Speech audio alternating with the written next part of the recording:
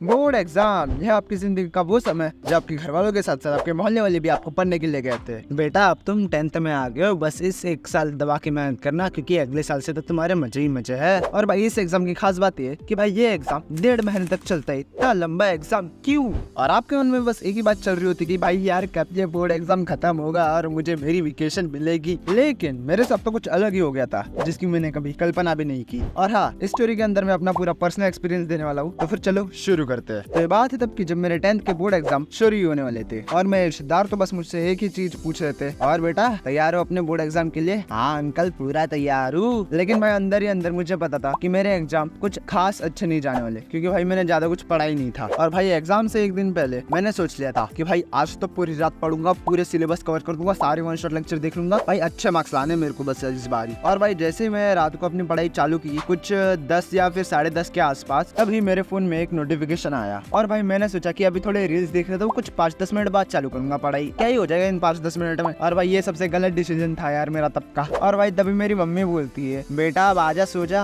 रात के 2:30 बज चुके, अब कितना पढ़ेगा तू? और मैं मम्मी को बोलता हूँ कि मम्मी बस आए राउत 5 मिनट में। और भाई मैं सोचता हूँ कि भाई 2:30, मैंने अभी अभी तो रील देखने चालू किए थे, ये 2:30 कब बज गए? और भाई तब मैंने सोचा कि भाई मैंने साल भर में इतना तो पढ़ लिया कि मैं पास तो हो जाऊंगा, अभी नींद भी बहुत आ रही है तो फिर सो ही जाता हूँ मैं। और भाई उसके अगले दिन मैं उठ के फ्रेश हुआ, खाना खाया, और भाई मैं अपने एग्जाम सेंटर जाने के लिए अपना पैड ढूंढ ही रहा था, लेकिन मुझे पैड नहीं मिल रहा था भाई। और मैं भाई पूरा पैनिक हुआ, भाई एग्जाम देने जाना है, पैड नहीं है, कहाँ गया राइटिंग पैड? और भाई कुछ देर ढूंढने के बाद वो पैड मुझे तकिए के नीचे मिला, और ये देख के तो मैं खुश हो गया, भाई पैड तकिए के नीचे क्या कर रहा है मेरा? खैर भाई छोड़ो उसे। और उसके बाद मैं अपना एग्जाम देने गया एंड समहाउ मेरा सेंटर गर्ल्स स्कूल में लगा था। एंड भाई जब मैं निकल रहा था तब मेरी मम्मी ने मुझे रोका और बोली, रुक रे, ये दही शक्कर खा ले। और मैंने बोला कि हाँ भाई दही शक्कर की तो जरूरत है, क्योंकि कल रात को तो मैंने पढ़ा नहीं है, अब जो होगा भगवान भरोसे होगा। एंड भाई मैं अपने घर से निकल गया एग्जाम देने के लिए। और भाई स्ट्रीट थोड़ी क्राउडेड थी क्योंकि एग्जाम का समय था, सारे स्टूडेंट्स आ रहे थे। एंड भाई तभी मैंने देखा कि एक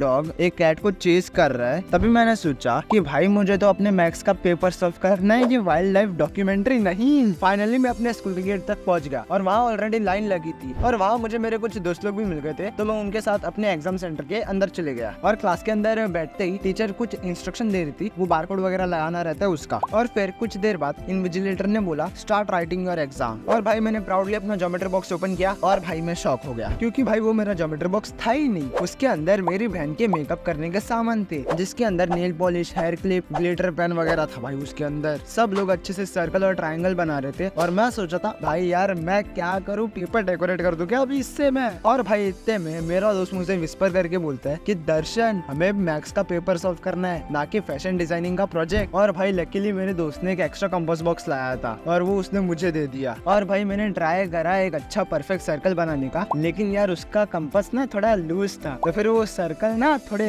एक्स शेप में बन गया। और तभी इन्विजिलेटर मेरे पास आई, उसने मेरा पेपर देखा और हंस के चल दी यार। और मैं सोचा भाई यार मुझे पेपर कंप्लीट करना है, जल्दी कर यार। और भाई फाइनली जैसे तैसे मेरा पेपर कंप्लीट हुआ और मैंने पेपर सबमिट करके बाहर निकल गया। और भाई तभी मेरा दोस्त मुझसे पूछता है, और भाई दर्शन कैसा था पेपर? भाई सब सही था, बस वो मेरे ज्योमेट्री बॉक्स की वजह से ना थोड़ी ऊंच नीच हो गई पेपर में। और भाई इसी तरह मेरे सारे पेपर अच्छे से चले गए। और भाई जब मेरा लास्ट पेपर हो गया भाई, उसके बाद मुझे क्या ही सुकून मिला, हाँ मैं बता नहीं सकता यार। और भाई एट लास्ट मैं यही कहना चाहता हूँ, अगर आप में से कोई भी बोर्ड एग्जाम दे रहा है इस वक्त, तो भाई ज्यादा टेंशन मत लेना, ये एग्जाम आपके लाइफ का सबसे बेस्ट और सबसे इजीएस्ट एग्जाम होगा, ये मेरी गारंटी है भाई। और भाई जब आपका लास्ट एग्जाम खत्म होगा और जो आपको फीलिंग आएगी, भाई मैं कसम से बोलता हूँ आपको बहुत तगड़ी फीलिंग आएगी, और वो आपके लाइफ की सबसे बेस्ट फीलिंग होगी भाई। खैर आज के लिए इतना ही। अगर आपके साथ भी कभी कुछ ऐसा हुआ है एग्जाम के टाइम पे, तो कमेंट में लिख देना यस, और जाते जाते एक लाइक और सब्सक्राइब तो करते ही जाना, क्योंकि मुझे पता है आपको वीडियो पसंद आई है। Till then bye bye.